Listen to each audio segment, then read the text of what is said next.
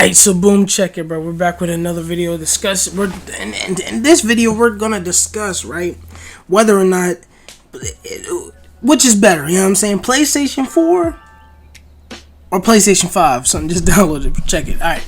So now, obviously, the PlayStation 5 has more power. It's more efficient. I haven't looked at any tables or graphs or none of that, but we all can agree on that, you know what I'm saying? But if we're talking about sales and who currently has the most active users, there's still more people on PlayStation 4. I'm not gonna lie, and that's why I say in like times and like all my Forsaken videos, I said in the God of War video, like any game is only limiting itself to one one platform, like the PS5. I've said it all the time, bro.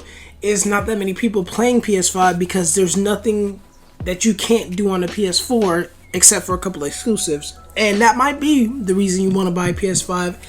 And I think they're using exclusives just to get everybody on board to PS5. Like they don't want you, bro. They don't want you on PS4. You know what I'm saying? Sony doesn't want you on PS4. They even took the community feature away, which I believe is, I don't know why. I tried to research it. I have no clue, and like nobody's talking about it. I don't know why, because like a lot of communities, a lot of people were talking and had like great communities that just poofed and vanished, and nobody said anything about it. That's crazy to me. But either they reallocated it to the PS5 and maybe they moved everything over there, or they just shut it off completely. I don't know which one. I tried to do research and I couldn't find nothing. But check it. So there's more players on PS5. I meant more players, blah blah blah, active users. You can play pretty much almost the exact same games, right? So like what? Like PS4 gotta be better, right? Like, am I the only one that's thinking that, right? The only way, right? The only reason you might buy PS5 is to play the few games that some of them not even out yet that can only be played on a PS5. I'm 90% sure God of War Ragnarok, the new one, can be played on PS4. I'm 90% sure. But as for all the other ones, right? The smaller ones, Forsaken, blah blah. Listen, it's either two things going on in the development studio, right? If they have full control of how they want to, monetize and all that stuff with their shit. The one thing is they're getting paid more than they would to put their game only on PS5 rather than having it everywhere or just on PS4, PS5, whatever. Or they really just want to be on PS5, right? Sony could just be giving out really good, like, they be like, bro, if you put your shit exclusive, we'll give you double the bread. You'll make way more this way. But I don't know, bro. We should really do some calculations, because I wish that Forsaken could come out on PS4 and PS5 and then you could just see the sales, because I guarantee more people are gonna pay it on PS4. I guarantee, mainly because there are more PS4s. There's not a shortage right now of like all the chips, so that's another reason that there's not a PS5s, because the high prices, their shortage, bots, scalpers, all that. You know what I mean? It's still going on to this day, and the prices are still skyrocketing, right? So that's why I think that, bro, the money that they offering up front to get these developers to own the exclusive on PS5, it might even bro. They might have, let's say, for example, these aren't real numbers, obviously, but I'm just going to use dumb numbers because, I'm dumb. Alright, so let's say Forspoken got $100 to put their game exclusively on PS5. And let's say since PS4 has almost triple the users, they say, like, in alternate universe, they put it on PS4 and 5. Now they're going to have the triple from PS4, and you're going to have the two PS5 members that are still playing.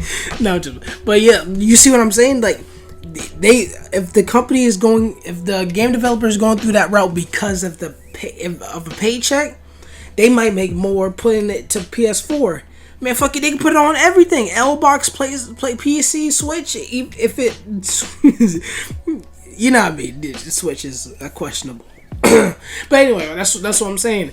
You could put your shit everywhere, and then everybody has access to it. Minecraft everywhere. Minecraft makes bro. Minecraft tons of money.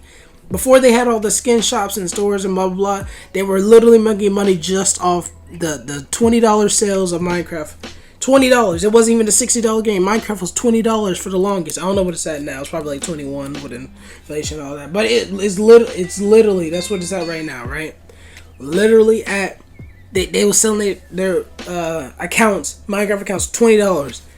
For the longest time, they were just selling accounts. Now they sell skins, stores, and mods, blah blah blah. They, doing all that. I'll talk about Minecraft in a different video though, because these new rules, bro, kind of crazy. But I'll talk about it later. But that's what I wanted to say, bro. Just a quick video talking about really, because like I have no reason to get a PS5. The only way I would get a PS5 if my PS4 breaks, bro. I have an Uncharted PS4. I don't play Uncharted. This is an old PlayStation 4.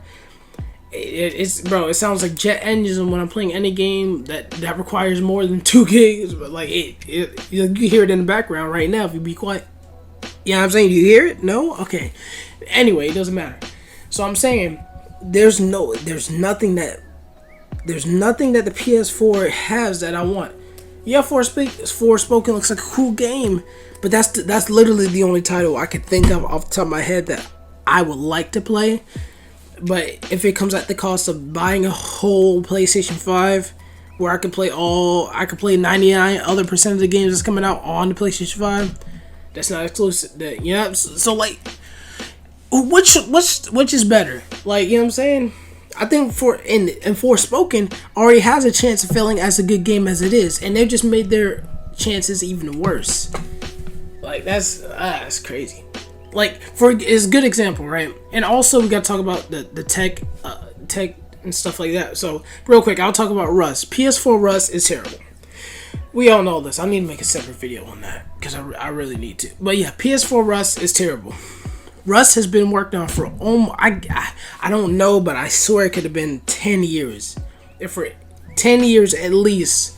They were told to make the same game on the console in like 3 to 2 years. That's when people heard about it or heard rumors about it. Yes, it's gonna come out terrible. I kind of assumed it was gonna be bad, but it got updates recently. I downloaded, played it. It's still terrible. Now the thing is, people is like, oh, it's fine on PS5. Of course, it's gonna be fine on PS5. PS5 has more performance, blah blah blah, whatever you want to say, than PS4. But the thing they don't realize is that two things that they don't realize. One is that Rust PS4 was made for PS4. Rust console was made for PS4 and the L box, whatever the relative L box compared to that, right? And two, developers. Yes. That's like saying yes, I know the developers. It's a hard task to make a 10-year-old game in 3 years. But that's like saying trying to make Team Fortress 2 in 2 months. That game has almost been out almost a decade. There's no way you could do that, right? So that's why I don't harp on them that much. But it's gotten to a point where they could have been fixed it. They're adding stuff. They should be fixing stuff. It's laggy. It's unresponsive. You need to change a couple HUD elements. Like that's bro. The performance on PS4 is terrible, and you might say, "Oh well, it's a PS4. What do you expect?" No, it ain't about what you expect. The developers can make games run smooth, bro. All the games you see ported to Switch is not a powerful machine. It's not. Let's not lie to ourselves. So any developer that ported a game to Switch has done a good job porting. These guys that ported to.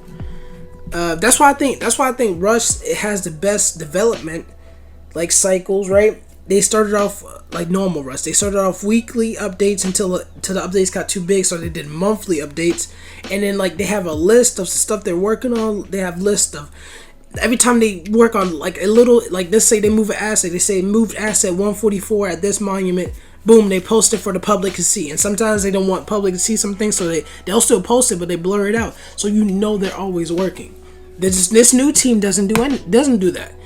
So we have to sit there, assume, and guess what's coming next, and what time is gonna drop, and how, and where, and like, stop adding stuff.